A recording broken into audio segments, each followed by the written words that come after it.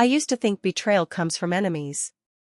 But mine came wearing my favorite lipstick, calling me sis, hugging me tight, and smiling in my face like she loved me. I trusted her with my secrets, my dreams, my whole damn heart. Until the day I found out. She wasn't standing beside me. She was standing behind me, pushing the knife deeper every chance she got. And the worst part? I didn't even see it coming. But let me tell y'all how it all fell apart. Because this right here ain't just a story. It's a warning. The story starts on a warm Sunday morning in Atlanta. Church bells ringing. Kids running in the street. Old ladies watering their plants like they always do. And me? I was sitting on my porch, sipping on peach tea, wondering how the hell my life got so messy. If you had asked anybody in my neighborhood who my best friend was, everybody would have said Jasmine. The girl with the perfect curls, loud laugh, and a smile that made people trust her instantly. Everybody loved Jasmine. Including me. For 5 whole years, we were inseparable. Brunch every Saturday. Late-night phone calls. Talking about men, money, family, everything. If I cried, she cried. If I laughed, she laughed louder. At least, that's what I thought. I never realized she was studying me. Learning me. Collecting every weakness, every fear, every dream I had. Like weapons she was saving for later. But the first sign? It came real quiet. One afternoon I noticed Jasmine acting different. Talking softer. Smiling less. Leaving the room whenever my boyfriend's name came up. At first I brushed it off. I told myself. Girl, she probably just tired. You know Jasmine dramatic. But my gut. It kept whispering. Something's off. And baby, that gut was right. What I didn't know then. What I couldn't even imagine. Was that Jasmine was building a whole second life behind my back. A life that involved my man. My job. And even my own family. But let me take you back to the moment everything started to crack. 2 days after that weird tension, Jasmine popped up at my apartment unannounced. She never did that. She always texted first, usually blowing up my phone with, "Sis, open the door, I brought wings." But not this time. She walked in slow. Quiet. Eyes swollen like she'd been crying all night. Hair tied up, no makeup, hoodie on, all the signs that something was wrong. I rushed over. "Jazz, what happened? You okay?" She just stared at me, then sat on my couch without saying a word. Now, I know Jasmine. Silence is not her love language. She talks even in her sleep. So I sat across from her, waiting. 30 whole seconds passed. Then she finally whispered. "He's cheating on you." My whole chest tightened. "Who?" I asked, even though I already knew where this was going. "Your man," she said, wiping her fake tears. "I didn't want to tell you, but you my girl. I gotta be honest." My heart started slamming in my ears. She said it like she was saving me. Like she was my guardian angel. But something in her eyes looked off. Like she wasn't hurting for me. She was enjoying watching me break. I felt sick. I felt dizzy. I felt like my entire world was slipping right out of my hands. Then Jasmine did something weird. She pulled her phone out fast, like she had receipts ready. "I didn't want to show you." She paused, watching my face. "But look." She turned the screen toward me. A blurry photo. A man's silhouette. Some woman's legs. Looked like they were stepping into a hotel. But the man's face? You couldn't even see it.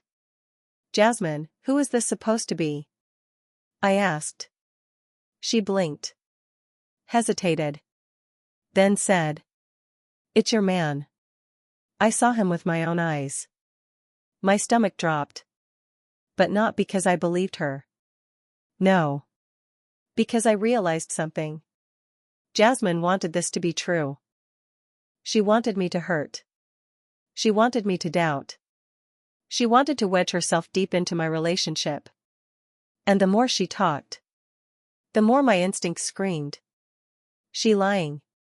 See? I thought that blurry picture was the worst part. But I was wrong. The real punch came later. When I discovered why Jasmine wanted to break us up. And trust me, you won't believe it until you hear it. I didn't say anything at first. I just looked at that blurry picture on her phone and then looked at Jasmine. Her legs started bouncing, a nervous habit she had since we were teenagers. That's when I knew for sure. She wasn't telling me the truth. She was telling me a story. And she wanted me to believe it. Jazz, I said quietly. When exactly did you see him with this woman?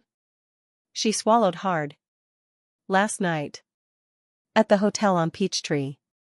Peachtree. Everybody in Atlanta knows Peachtree got like 10 hotels on the same block. But Jasmine didn't even specify which one. And you drove all the way down there? I pressed. For what? Her eyes darted away. I was meeting someone. Who? I don't gotta tell you all that, she snapped suddenly. The switch up was fast. Too fast. Her voice cracked in the middle, another lie leaking through. That's when my phone buzzed. A message from Marcus. Babe, I'm getting groceries. Need anything? My heart stopped. Groceries? At 10 a.m.? If he was at a hotel last night, why would he be texting me like everything was normal? I stared at the message. Then at Jasmine. A slow, cold truth slid across my mind. She wasn't telling me what she saw. She was telling me what she wanted me to believe. I locked my phone. Jasmine, why you really here? I asked softly. Her bottom lip trembled. Her eyes filled again, but this time, I noticed something. Her tears looked controlled. Calculated. Like she practiced this whole scene in the mirror before coming over. She whispered. I'm just trying to protect you. But the way she said it. It didn't sound like protection. It sounded like ownership. Like she wanted my life to fall apart so she could be the one I ran to. And baby. That wasn't friendship. That was obsession. But listen. That blurry picture? That fake story? That was just the warm-up. Because the real betrayal, the one that nearly destroyed me, wasn't about my boyfriend. It was about my job. My money. My future. And Jasmine wasn't just trying to break my relationship. She was trying to replace me. 3 days passed. 3 long, uncomfortable days where Jasmine kept texting me like nothing had happened. Sis, you good? You wanna go for brunch? Did you think about what I told you? Not once did she ask how I felt. She only asked if I believed her. That told me everything. By Thursday, I finally dragged myself to work at Richland Health Services, the community clinic where I'd been grinding for 4 years straight. And the minute I walked inside, people were staring at me strange. Whispering. Side-eyeing. Acting like they knew something I didn't. I walked to my desk, and my supervisor, Ms. Grant, called me into her office immediately. She shut the door behind me. Have a seat. My stomach tightened. She picked up a folder. Took a deep breath. And said, I received a complaint about you. My heart nearly fell out of my body. A complaint? From who? She hesitated. Then slid the paper toward me. And my whole world tilted. Because right there, typed neatly at the top, was the name of the person who submitted it. Jasmine Carter. Yes. My best friend. The same sister who cried on my couch. She filed an official report against me. At my own job. My chest burned. My ears rang. I forced myself to read the paper. She accused me of being rude to patients, taking long breaks, lying on medical charts, breaking confidentiality. None of it was true. My hands shook so hard the paper rattled. Ms. Grant, this is a lie. All of it. She watched me carefully. I figured as much, she said softly. But I still have to investigate. I felt tears pushing up, but I swallowed them down. I managed to whisper. Why would she do this? Ms. Grant leaned back in her chair. Because she also applied for your position. My breath caught. What position? The senior coordinator role you applied for last month. The promotion. The one I had been praying for. The one I thought could change my future. Jasmine knew about it. She helped me fill out my application. She cheered for me. But behind my back, she was trying to knock me out of the running. I felt sick. So she tried to make me look unprofessional, I whispered. Ms. Grant nodded slowly. She didn't just try, she said. She sent screenshots, emails, timestamps, everything she could gather. My chest tightened painfully. It wasn't jealousy. It wasn't concern. It wasn't friendship. It was ambition. Jasmine didn't just want my man. She wanted my entire life. And just when I thought this betrayal was the worst thing she could do, I found something on her phone. Something that explained every lie. Every tear. Every fake smile. And it shattered me to the core. Because Jasmine wasn't acting alone. Someone was helping her. Someone I trusted even more. I didn't sleep that night. Not 1 second. My mind kept circling the same question. Why would my best friend destroy my job, my relationship, my peace? The next morning, something told me to stop ignoring my instincts. So I drove straight to Atlanta. Not to confront her, but to find the one person who might know the real truth. Marcus. When I walked into his apartment, my chest tightened. Because sitting right there on his counter was Jasmine's hoodie. Not mine. Hers. I froze. Why is this here? I asked quietly. Marcus looked confused. Then annoyed. She came here yesterday, he said. Talking about how you changed. Asking me if I was really loyal to you. My stomach dropped. And you let her inside? Babe, she said you sent her. My heart snapped clean in half. Jasmine wasn't just spreading lies. She was planting herself everywhere. In my home. My job. My relationship. She wanted my entire world to look like it was falling apart. So I'd run to her. Before I could even process, my phone buzzed. A text from Ms. Grant at Richland Health Services. We found something. You need to come in. My pulse hammered as I drove to the clinic. When I entered her office, she slid a printed email toward me. This came from our system at 3 a.m., she said. Your friend tried to withdraw her complaint. I frowned. Why would she suddenly do that? Ms. Grant looked at me with cautious relief. Because she got caught. She logged into your employee profile using your password. We have camera footage of her in the lobby computer area. My breath caught. She hacked my file?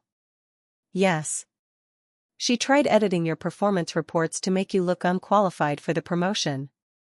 A wave of shaking relief poured through me. Not happiness. Just truth finally coming to light. So, I whispered. What happens now? Ms. Grant exhaled deeply. We're clearing your name. And effective next week, the senior coordinator role is yours. My knees nearly buckled. But before I could speak, Ms. Grant added softly. And I suggest distancing yourself from this, friend. I didn't need the advice. I already knew. I texted Jasmine to meet me at the park. She came running up fake panicked. Sis. I'm so glad you texted. I was worried. I know what you did. Her face froze. I know about the complaint. The hacking. The lies. The picture. All of it. Her mouth opened. Then closed. Then she whispered. I didn't mean to hurt you. Yes, you did, I said. You meant every second of it. Tears welled in her eyes, but I didn't flinch. I had seen those tears too many times to believe them. She finally muttered the truth. I wanted a life like yours. The job. The respect. The relationship. Everything. I wanted what you had. I nodded slowly. But you never tried to build your own life, I said. You tried to steal mine. She broke then, really broke. But I didn't stay to witness it. I simply walked away. For the first time in years. I didn't look back. A week later, I stood in my new office, small but bright, finally breathing again.